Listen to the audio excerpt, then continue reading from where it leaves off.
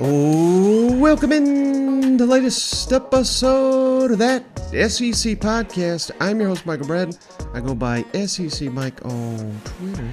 And hey, no Cousin Shane on this episode. He'll be back on the next one. But don't worry, it's not just me sitting here spieling, because we got Joesph Goodman from AL.com, senior columnist over there. Covers Alabama, Auburn, all Alabama sports really. But really great interview. First time having Joesph on the show, so I really appreciate this conversation. He was nice enough to give me quite a bit of time to hit on the topics there. Hugh Freeze, Cadillac Williams, Nick Saban, and so yeah, you guys will like that one. But before we get to that, just a couple news and notes around the SEC.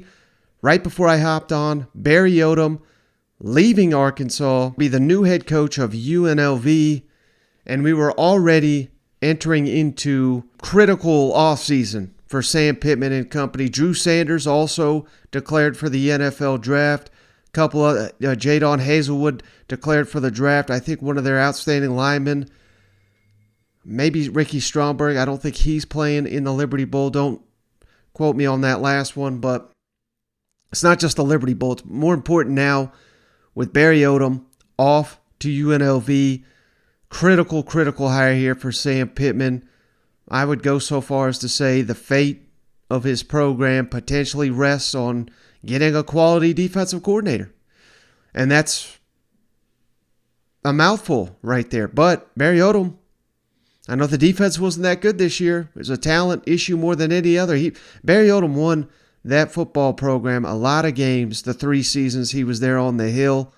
And Sam Pittman's got to nail this one. Now, the good news is he's been coaching a long time. His network is all across the country. And Arkansas will spend top dollar to bring an assistant in there to run this defense. And something we talk about with Jimbo, will Jimbo give an offensive coordinator the free will, so to speak, to run the offense? That's a big question. No question in Fayetteville. You bring in the coordinators, Sam Pittman's going to let you do your job. He's not going to meddle with you. So, it's going to be interesting to see who they bring in. Do they possibly promote Michael Scher, linebackers coach, played under Odom, coached under Odom going back to Missouri and of course here at Arkansas? I think that would be a risky move, but potentially a solid one. We'll have to see. He may go to UNLV to be the defensive coordinator under Barry Odom. That's where I would imagine would happen, but who knows? For years and years, linebacker was a real weakness on Arkansas's roster. The last 3 years, they've been outstanding under Odom and Scher. So he's a hot name, rising name, young guy. We'll have to see what Arkansas does, but that's a big one. All right, Ed, speaking of coordinators, real quick, jump on down to South Carolina where Dan Mullen cleared the air. I don't know why this was... I guess it was, I don't know. I didn't see it. I don't know why anybody would even, that knows Dan Mullen, would suggest, no offense, that he'd go work for Shane Beamer at South Carolina. It's not a South Carolina issue. It's a Dan Mullen issue. The man's got a massive ego. He's not going to answer to anybody. He's the best coach of Mississippi State history. I realize things didn't go great at the end of the Florida tenure, but he was wildly successful at Florida until that final season. So you got to remember, they were a play or two away from beating Alabama in the SEC championship. Would have went to the would have went to the college football playoff,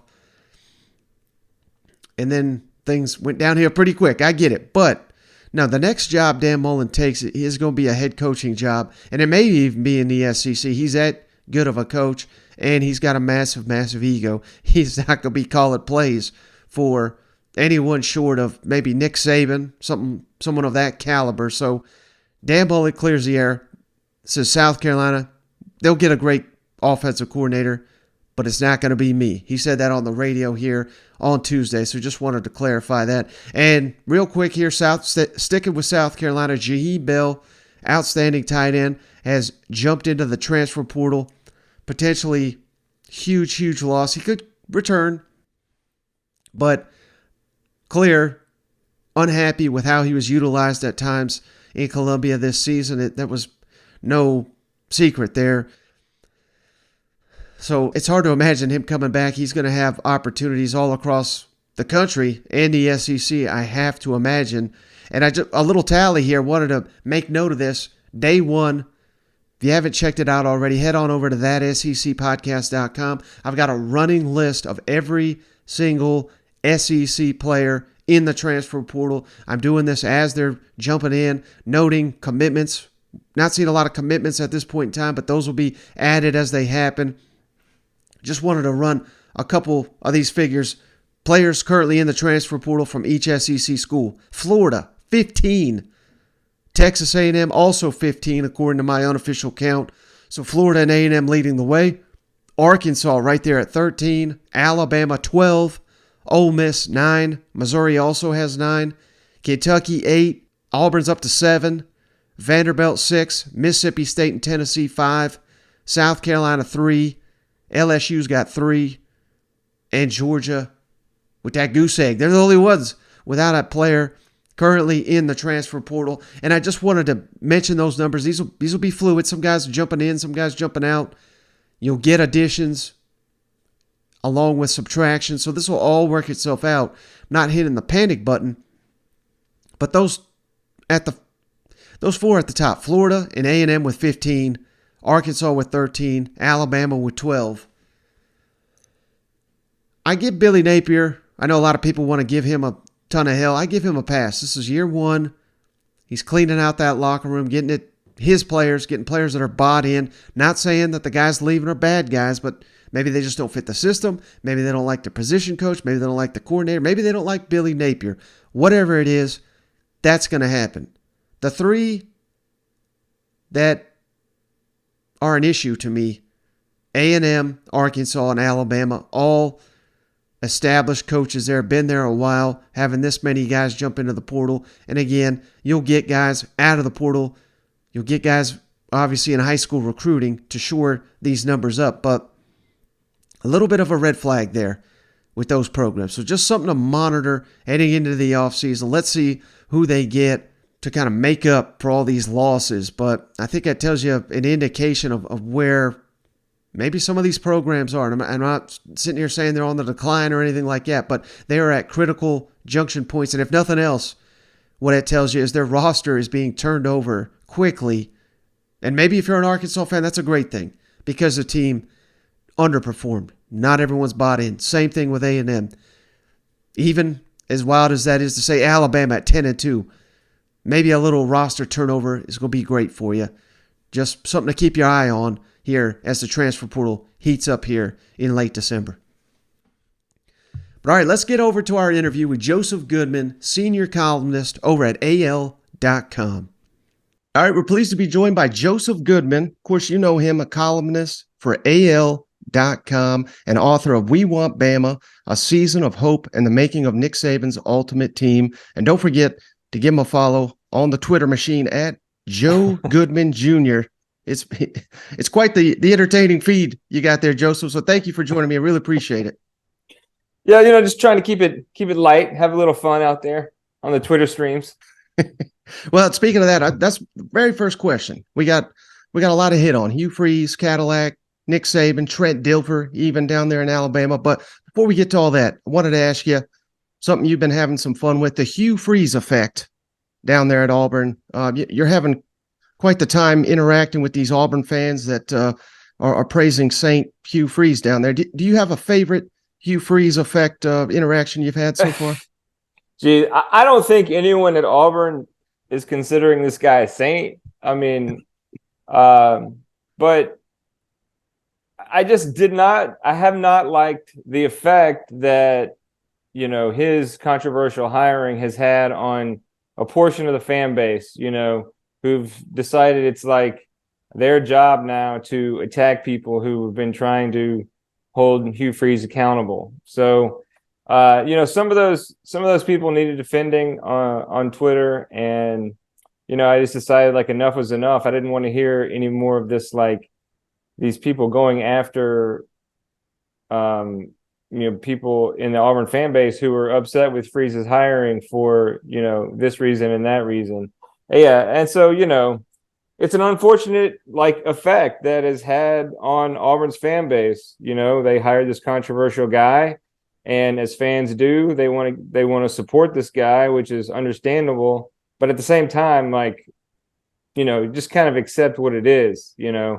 This guy's brought in to beat Georgia and Alabama and win at all costs. He has some baggage. You don't have to try to rewrite history for this dude. I mean, Auburn has made it very clear, their ambition is to win football games no matter what. So just embrace that. Yeah, and before we get into a little bit more, Hugh Freeze, you shadowed Cadillac there. You wrote about it for AL.com, and you've made it no secret that you think they could have made a bold statement by hiring Cadillac. Can you kind of go into that and why you believe Cadillac? Of course, they kept him on staff, so that was great. But why you think Cadillac would have made a lot of sense as Auburn's head coach? It was such an inspiring month that he had. They gave him this task, this unenviable task of taking this team that had just fallen apart under Brian Harsin, and he made the most of it immediately. He almost overnight, he changed everything about Auburn football, and it was so inspiring to watch. It wasn't just because he was the interim coach. It was his innate ability as a leader to motivate first the kids in the locker room and then Auburn fan base at large, with his message of serving and everything being about serving Auburn and serving the players. And so that really resonated with a lot of people. It definitely resonated with the players because they played so far above themselves over the last 4 games. And getting to follow and shadow Cadillac and be in the locker room at the Iron Bowl was one of the coolest things that I've ever done as a journalist. And I've done a lot of cool stuff, man. I used to cover the NBA. I was in a nightclub with LeBron in Shanghai. Okay. I've done a lot of cool stuff, but getting to watch Cadillac in his element as the first Black head coach in the Iron Bowl, I mean, it was a really special thing for me as a journalist. I know a lot of people appreciated, the stuff that came out of that. And I still have others. I still have a notebook full of stuff, that I'm going to find the right time to use from that whole experience. But it was great that Cadillac this guy really has done no wrong. I mean, he could have been upset. He wanted to be the Auburn's coach. There were people out there who said he didn't want to do it because he didn't think he was ready. Cadillac knows he's ready to be the head coach of a football team. He was the head coach of Auburn's football team for a month, and you saw with the results, but to his credit, this is an Auburn guy, man. I mean, no one loves Auburn more than Cadillac Williams. And when they hired Hugh Freeze, there's Cadillac already carrying water for Hugh Freeze and turning and helping him, kind of bridge that gap between, being a controversial hire and being the face of Auburn football, because that's what Hugh Freeze is now, whether people want to accept that or admit it or whatever. Hugh Freeze, this is the guy that you've hired that's the face of Auburn football now. And so, as the associate head coach, they did give Cadillac a promotion to associate head coach. He's doing everything he can, to help win over some fans, I think. Well, let's skip to Hugh Freeze. Did Auburn essentially just hire Gus Malzahn with baggage? Because that, I mean, that's kind of what I like to refer to him as. And let me, Joesph, I've been covering the SEC for a number of years, and I followed that whole Mississippi State, Ole Miss back and forth. And when John Cohen got that AD job, I said, well, let's just mark Hugh Freeze right off the list because that man will not consider him. Yet he turned around and hired him. So let me ask you this. Do you believe it was John Cohen and John Cohen's decision alone to hire Hugh Freeze? No, absolutely not. No. This comes from, all the way to the top. The president is on the hook for this hire, and he knows it. Auburn's fan base, flooded Auburn with angry emails about this hire. They emailed the president directly, and so it's on the president and it's on Cohen for this hire, for good or ill. We'll see what happens, but yeah, I don't know. I mean, listen, no one really knows how Hugh Freeze is going to do at Auburn. Okay, like I don't know if he's Gus Malzahn 2.0. I know that he's going to do everything in his power, okay, and he's going to push every boundary and every limit to make Auburn successful on the football field. And in this new age of college football, like no one really knows what that means yet. I mean, we just had, we just had the first day of the transfer portal open, and like even that day is now different than it was before. It's almost turning into like a second national signing day or whatever, like kids jumping in the portal, and it's all related to money, and opportunity, which is great.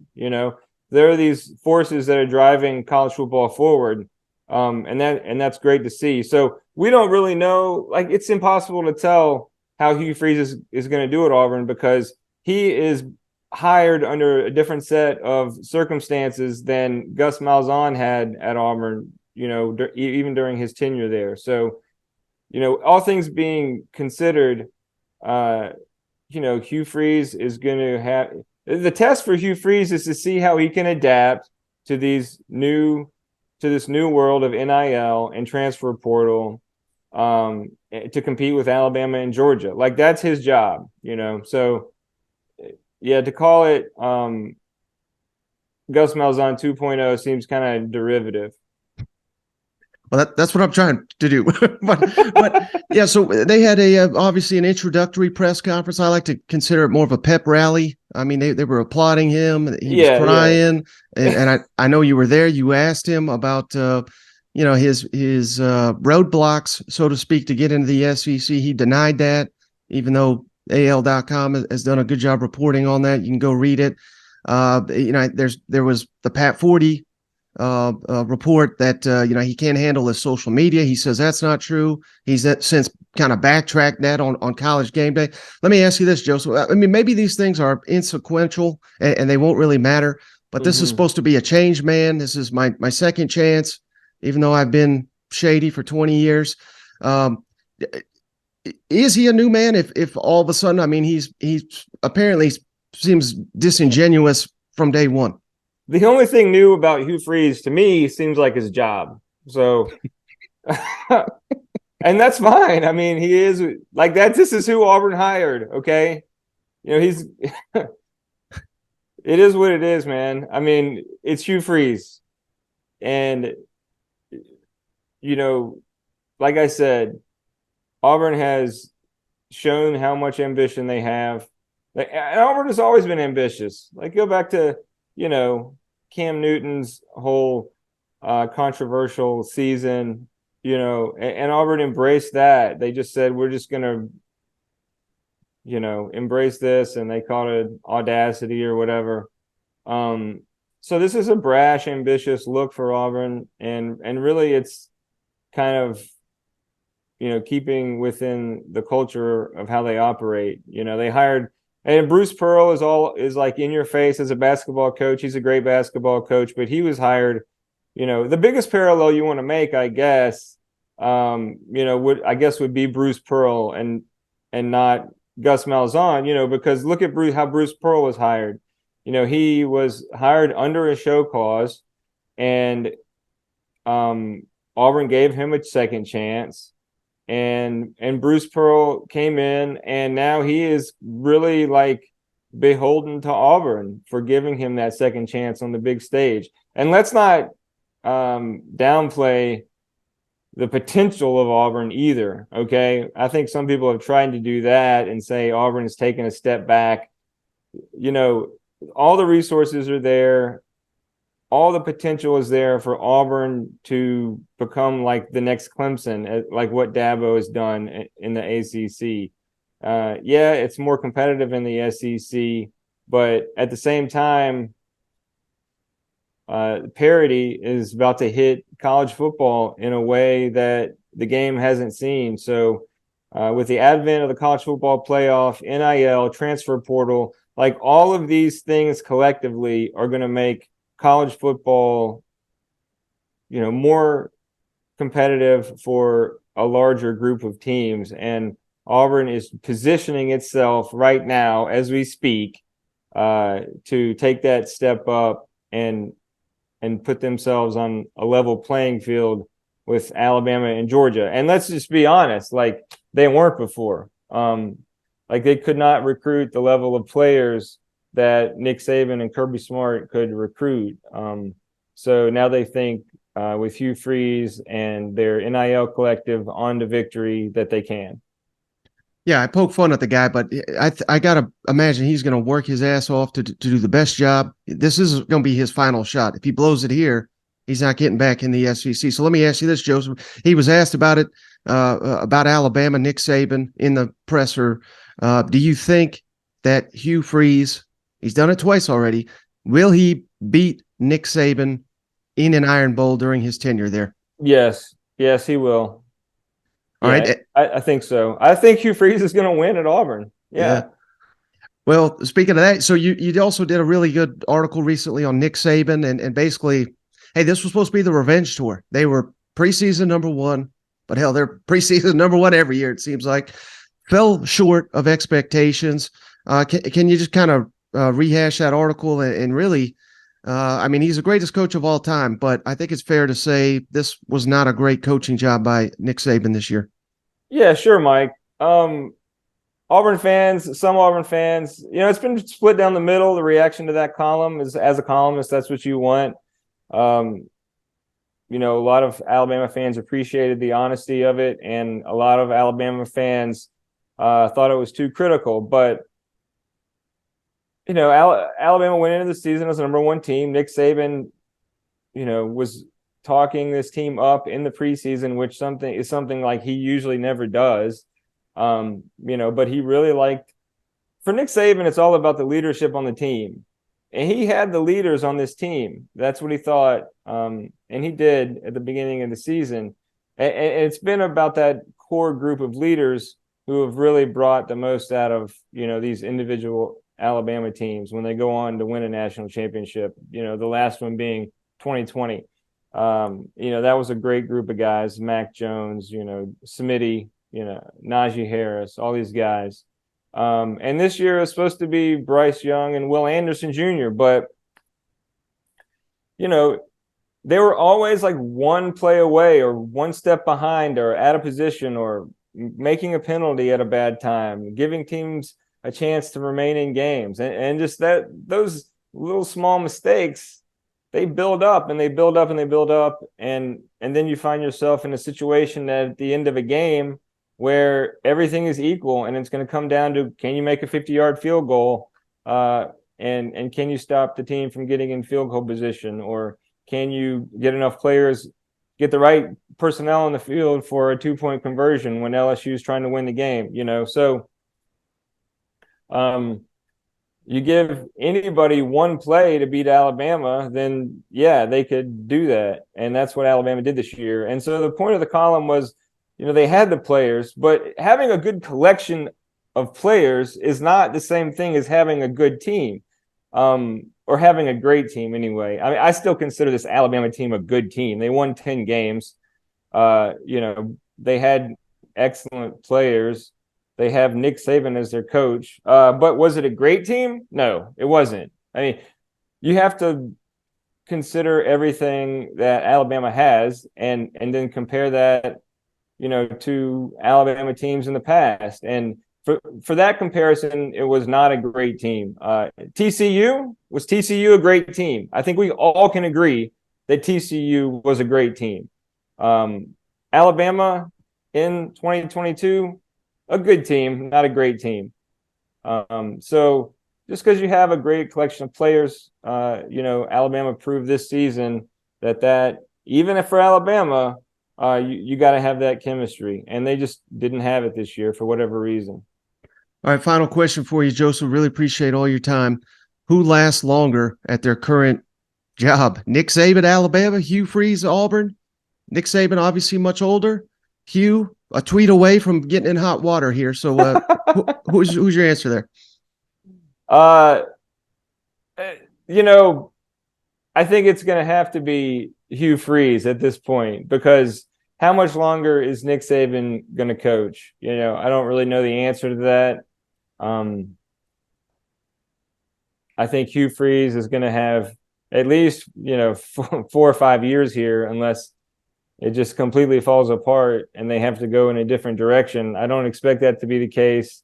It seems like I said, Auburn's ambition is going to match their coach's will to do whatever it takes, and they're going to allow that to happen. So, yeah, honestly, Hugh Freeze gets back on Twitter, I don't think the people who hired Auburn are really going to care. It's all going to come down to, can this guy win? Yeah, I think he can win, and I don't know how much longer Nick Saban has to be at the top of college football, just based on how long he's been doing it and all the factors that I mentioned earlier that are conspiring to tear down the dynasty, that are just out of Saban's control.